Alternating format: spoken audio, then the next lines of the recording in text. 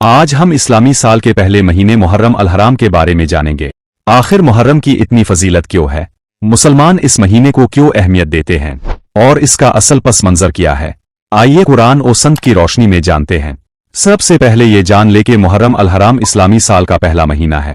اللہ تعالیٰ نے قرآن کریم میں 12 مہینے مقرر فرمائے، جن میں سے 4 مہینے حرمت والے ہیں اور محرم بھی انہی میں شامل ہے۔ اس مہینے میں جنگ و جدال سے بچنے اور نیکی کے کام زیادہ کرنے کی خاص تاکید کی گئی ہے۔ رسول اللہ نے فرمایا، رمضان کے بعد سب سے افضل روزے اللہ کے مہینے محرم کے روزے ہیں۔ اس سے معلوم ہوتا ہے کہ محرم صرف نئے سال کی شروعات نہیں بلکہ عبادت، توبہ اور اللہ سے تعلق مضبوط کرنے کا مہینہ بھی ہے۔ اب سوال یہ ہے کہ مسلمان محرم کیوں مناتے ہیں؟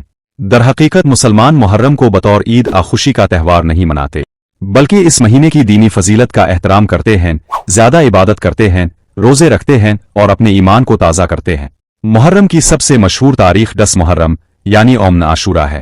اس دن اللہ تعالیٰ نے حضرت موسیٰ علیہ السلام اور بنی اسرائیل کو فرعون کے ظلم سے نجات عطا فرمائی۔ جب نبی کریم مدینہ تشریف لائے تو دیکھا کہ یہودی اس دن روزہ رکھتے ہیں۔ آپ نے فرمایا کہ حضرت موسیٰ سے ہمارا تعلق زیادہ ہے، چنانچہ اپنے خود بھی عاشورہ کا روزہ رکھا اور صحابہ کرام کو بھی رکھنے کی ترغیب دی۔ اسی مہینے میں 10 محرم کو نواس رسول حضرت امام حسین اور ان کے ساتھیوں نے کربلا کے میدان میں حق اور انصاف کی خاطر عظیم قربانی پیش کی۔ ان کی شہادت ہمیں یہ سبق دیتی ہے کہ ظلم کے سامنے جھکنے کے بجائے حق پر ثابت قدم رہنا چاہیے۔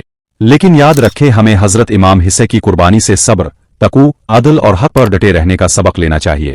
محرم کا اصل پیغام یہ ہے کہ اپنے گناہوں سے توبہ کرے، نماز کی پابندی کرے، عاشورہ کے روزے رکھنے کی کوشش کرے، قرآن کی تلاوت اور ذکر الہی میں اضافہ کرے۔ اگر آپ کو یہ معلومات پسند آئے تو ویڈیو کو لائک کرے، اپنے دوستوں کے ساتھ شیئر کرے اور ایسے ہی مستند اسلامی معلومات کے لیے ہمارے چینل کو ضرور سبسکرائب کرے۔